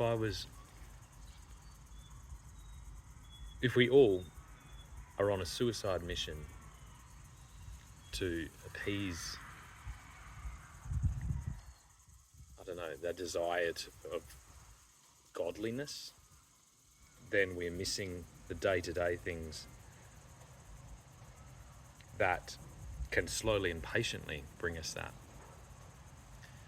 I mean, like basically, I'm going to sum this example up by something that happened when I was a kid. My brother and I looked out. I think we ran down. We had quite a long driveway, and we checked the mail. And what we discovered down at the bottom of the driveway was some wheelie bins had been delivered. Now, we didn't have wheelie bins. We had like big rubbish cans without wheels on them, and that was just a pain in the ass. And so these wheelie bins for a really long driveway was amazing. And the first thing we did with these brand new wheelie bins when they were delivered was we took it out the back and we filled it with water and we went swimming in it because it's hot. We live in Australia, everyone wants to jump in the water. It's fucking hot. And this was the way we celebrated the innovation of having a wheelie bin, which most of you cannot, well, not most of you if I'm speaking to the state, or I'm speaking to the generations below me, or, and this, I'm not pretending that there isn't millions of people that don't have wheelie bins. I'm making a point, but it probably can be slightly changed for different areas, but I'm speaking to right here. So rather than just a tool to put the wasteful collection of human stupidity in, the first thing we did is we went swimming in it. And I mean, yeah, a small little thing there filled with water, and if I could jump in that right now, that'd be lovely. Maybe maybe a tree, and definitely one particular tree, and a nice little smoke, and I'd be in paradise right now. Yeah, it's pretty close. It's way closer than you think.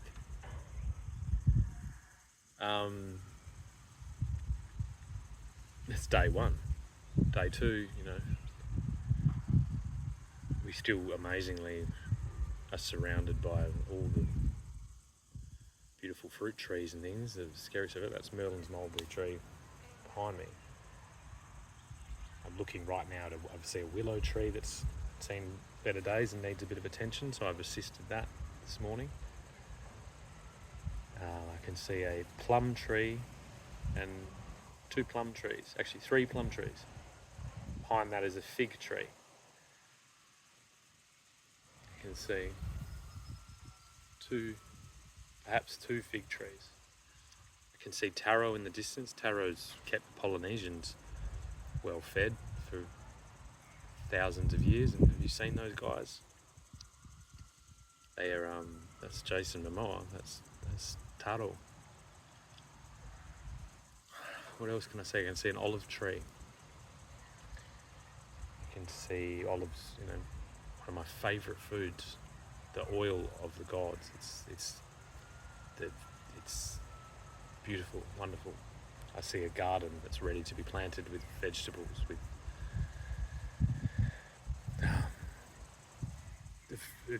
a cornucopia of all the vegetables of the entire world can be miniaturized and spoiled beyond imagination in this garden. I see the foundations for ponds which can carry fish and crustaceans and water plants like water chestnut and imagine berries. Perhaps put chickens in there to have eggs. I can have chicken itself The meat of the chicken, lovely. You can see sheep in the distance as well. Sheep, beautiful lamb, one of my favourite foods. Perhaps make it into gosleen with some parsley and some spinach from the garden and some wheat from the tireless farmers that provide us with these things.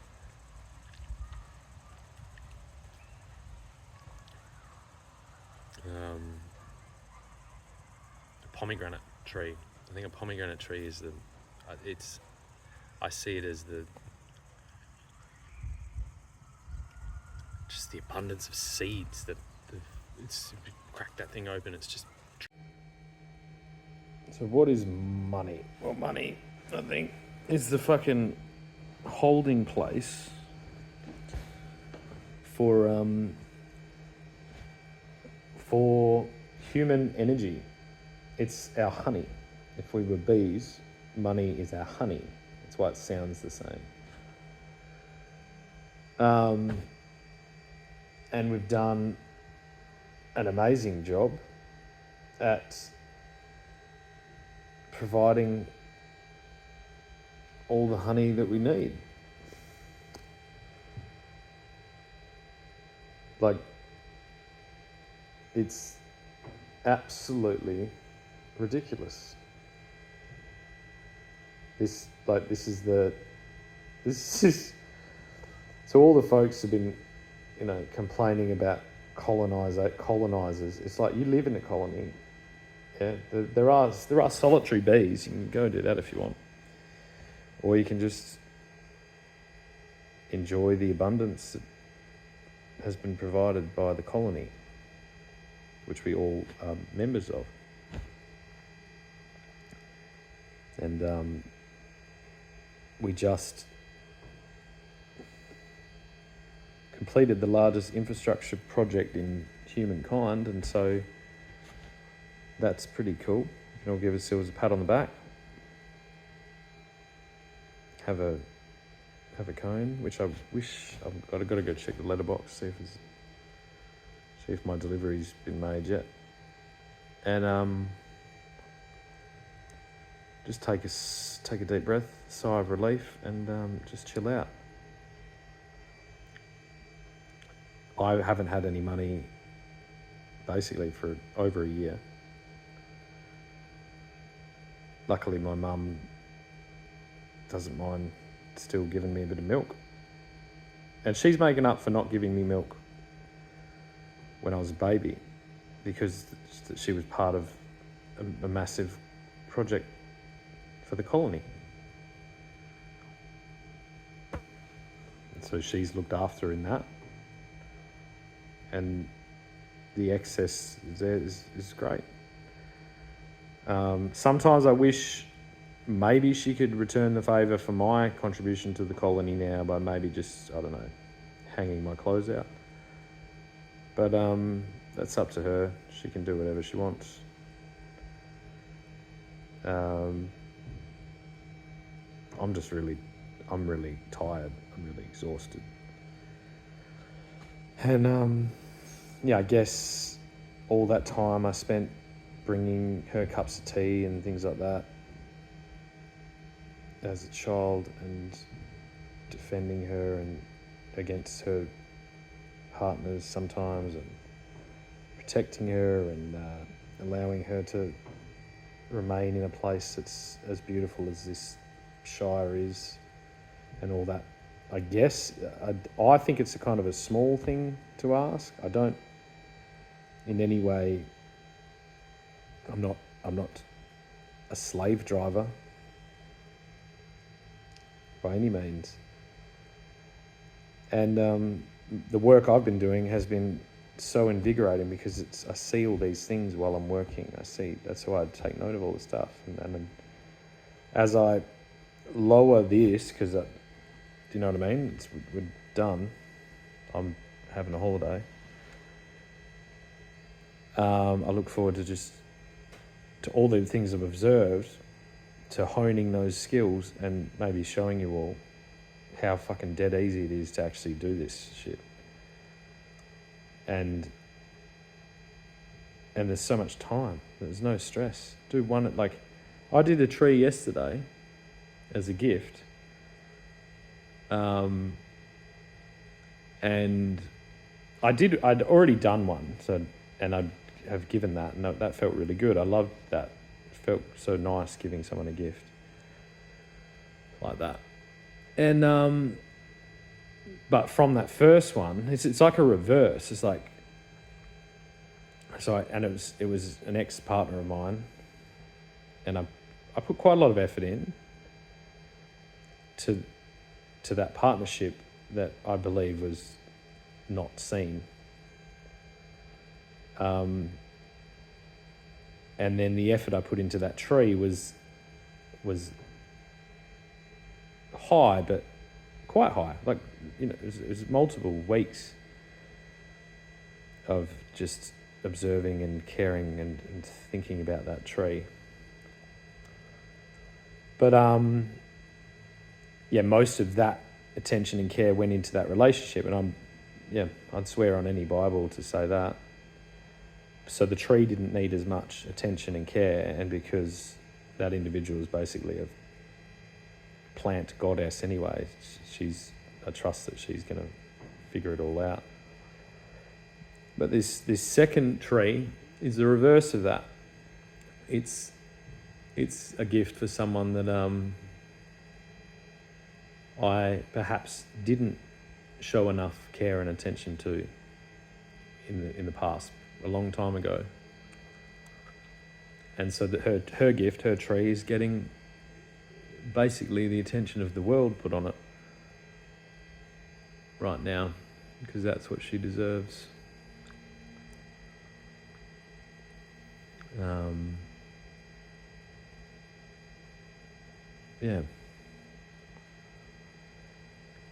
It's a funny old thing, love. Yeah. I think the jealousy is the shadow of love. It's okay. It's in some ways necessary. It's in some ways an expression of love.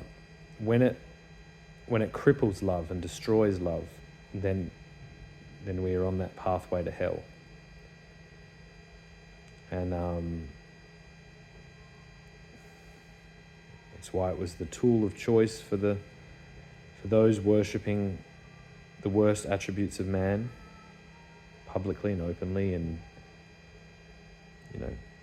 with billions of dollars of hard-earned money spent on that. It's not hard to see why we got to the state that we're at. So imagine, because love is far more efficient than jealousy. Jealousy requires a lot of energy and attention, and it's destructive, so it needs to be it evaporates, and then it needs to be continuously topped up, and it's wasteful, whereas love is the most efficient resource that we have. It's the most efficient, abundant resource if we learn how to use it. And so it only takes small little things that most people would walk past or discard or throw away to give the gift of love. This is the idea of giving flowers in the first place. It's a flower is we walk past them, so to take that love and show it someone else doesn't cost any money or honey. It's just love. And so it's just mathematics. The efficiency of love is almost infinitely more efficient than jealousy, so it will always win. It just sometimes takes a little bit longer than you think. Fucking hell, it's never ending. It's like this is the fucking hardest job I've ever fucking done. I can't believe. I think this one, and I'm gonna lay it like this because I'm fucking so fucking tired.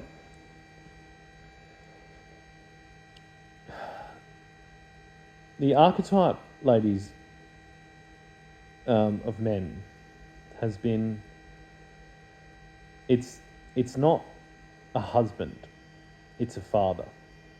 And this is, I think, weird for you all because of obvious reasons. It actually exists in men as well. It's the archetype of, it's not the virgin, it's the mother.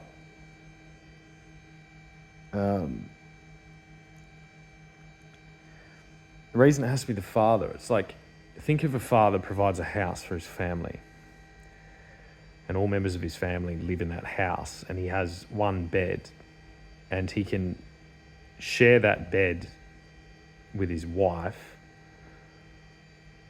or, whoever he considers in his family. And it's up to the father of how that bed is shared, because there's lots of different ways to share a bed, which all you fucking weird perverts and strange fucking people that obviously have daddy issues of your own don't understand, is that a bed is not an image of sexuality, of intercourse,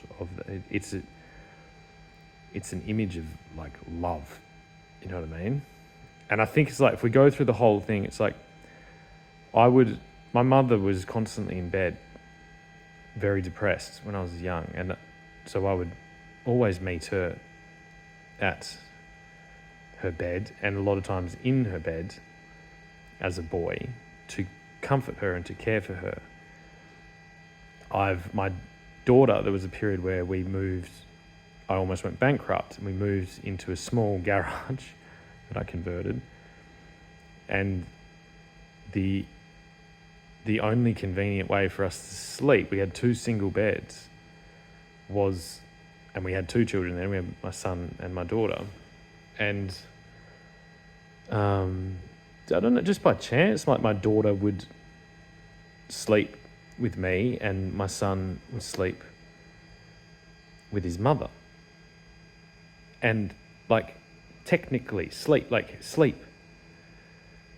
because that's the way it worked. We're in a small room, and any type of sexual stuff that was going on that did actually happen, and that led to the third miracle. That was something, because of that, we had to discover, we had to sneak away, find privacy and do that, which we'd been doing since we were 15. So it just made sense and it was great. And then we got to, and obviously they also, we switched them around because they would fight for whatever. This was a way better reality than we had another period where, because there was co-sleeping going on, I basically slept on a fucking lounge that was too small, and I think it fucked my back up because I was actually too afraid to sleep in the bed with the small children, with the babies, because I was worried I was going to, I'm pretty big and I roll over a lot in my sleep. I was worried I'd hurt them. So I sacrificed my sleep, despite the fact that I was working 6 days a week, sometimes 10 to 12 hours a day, sacrificed my sleep so that my children could be safe and comforted by their mother. And so once they got to a certain age, I guess something led us to that thing, to have that. And that's why the archetype of the father, of the masculine, of the man, needs to be a father, not the husband. Especially not the husband devoid or not yet a father. Because the man, not yet a father, is still in his father's bed. My son, although he's the same size as me now, if ever he needs, he can come give me a hug. And my bed in this place, I don't have a couch in here. A couch is a creation of hell. And that's why the couch is perched right in front of the TV. That's The Simpsons. It starts on a couch. The bed, I only have a bed, so there is no confusion to it. I've always shared a bed conceptually with my family. And it's my determination as a father and as a head of the family who I share that bed with and how I share that bed with. And I know deep down in my soul that there is no, it's 100% 100% in my control. It's 100% always for the best interests of whoever the individual is and of the family at like the larger family presence. And I think we have far too many people without children. Without children, we're all dead. Far too many people without children having far too much input into this, and that is stemming from the abandonment of their father figure, which is leading them to distrust father figures and kill them. Maybe not by their own hand, but by creating the mythology of the flawed father. It is by far the most destructive force I've ever seen. It is a sickness that is so deep and ingrained that it's overwhelming to even consider how to start to repair this. But the main way we can start to repair it is to tap back into the mythology and the stories that are ancient and all around us that do hold this figure as sacred, and respect the figure of the father, and not of the boy. The boy is on his way to being a father, and the ultimate expression in this for me was to care for the fruit of a boy,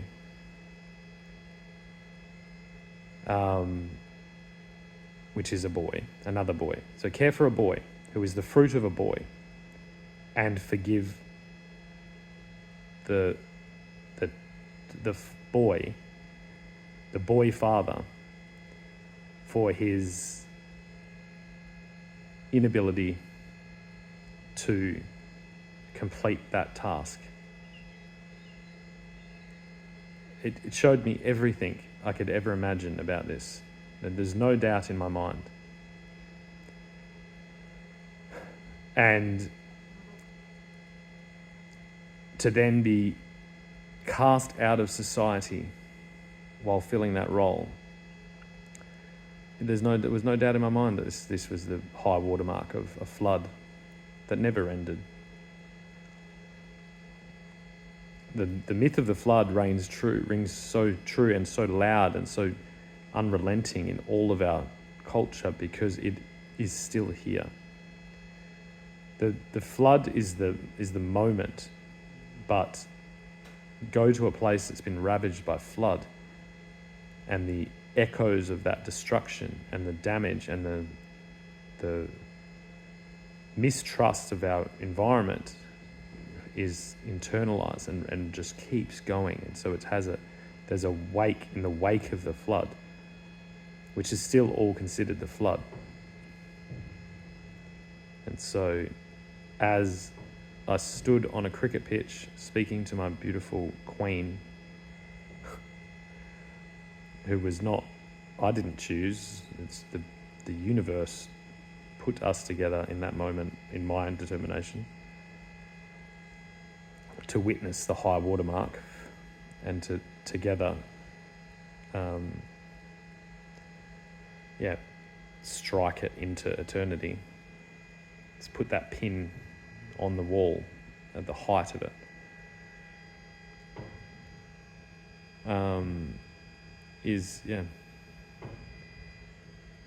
Is beautiful. And now the waters recede and reveal the beauty of a culture that was devastated and lost its way.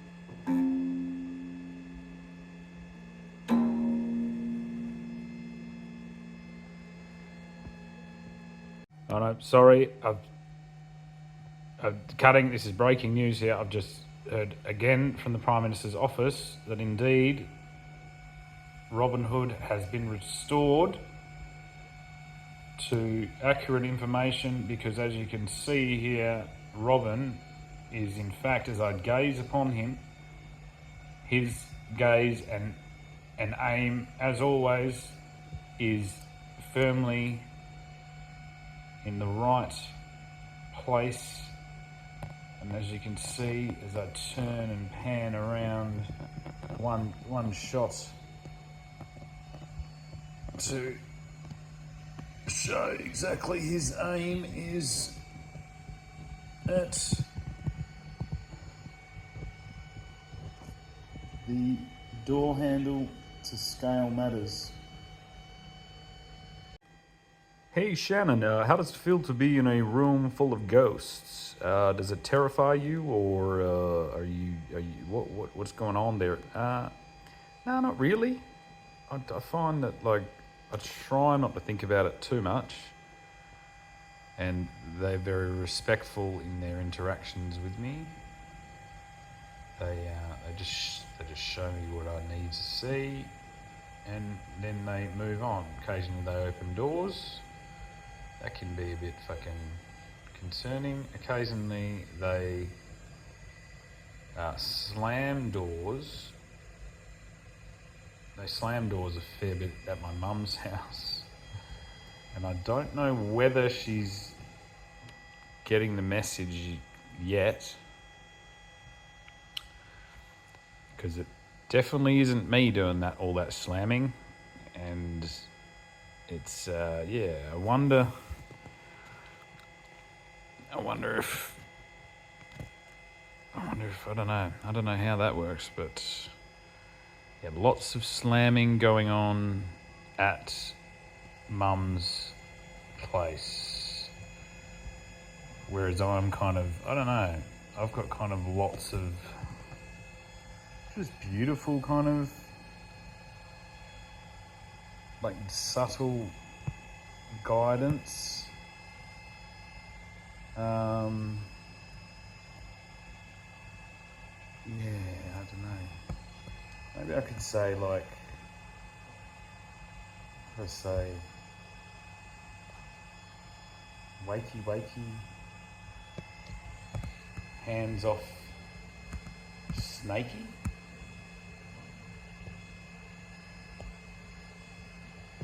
I can't quite show you, but that book there is a book of my dad's that says How to Cook His Goose.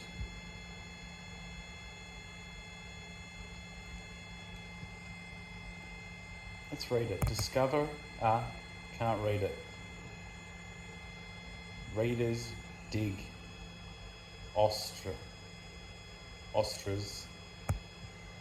of natural Pandora's seed.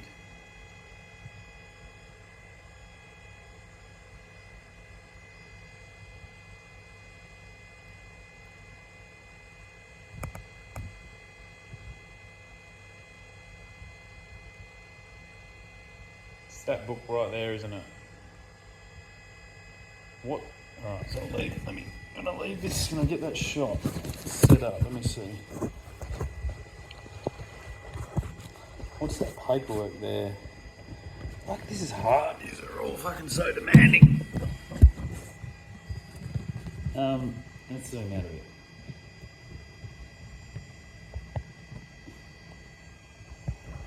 That's Kurt Cobain having a laugh. I'm gonna have to zoom right out. As you can see, fucking cutting edge technology here to bring this to you live. Let's put it on the other side of the speaker. Let's unplug the fucking speaker. The phone. And let's lean the phone on the speaker. This is fucking crude, rough and ready. As any good scout would think. So it's that paperwork right there, isn't it?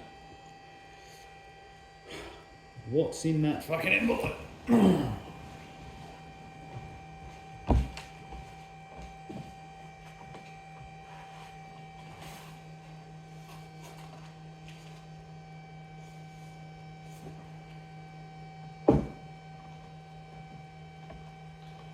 How to cook his goose and other wild games.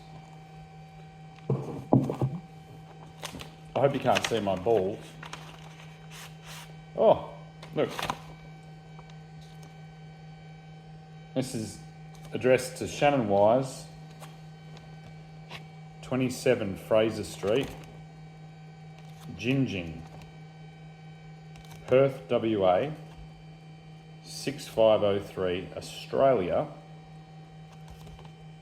And it's the sender is Jeff Lawton, Permaculture Design Course, 1158 Pinchin Road, The Shannon, spelt with a C, New South Wales, 2480, 2480, Australia. And it's my permaculture design certificate. This certifies Shannon Wise has successfully completed a permaculture design course with Jeff Lawton, course teacher for the Permaculture Institute. Date 22nd of the 9th, 2014, number 10366. And that's my certificate there.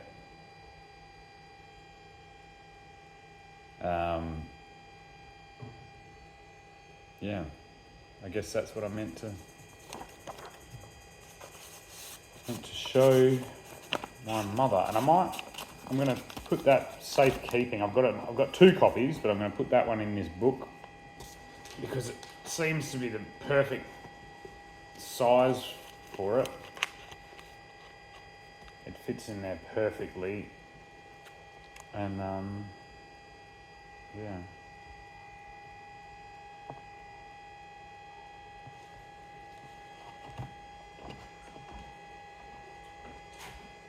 Stick it back. Ooh, Think Better, it's heavy. There's a lot of heaviness on that Thinking Better book because of all these heavy books here, so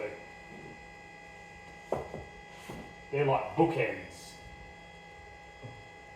as someone used to say.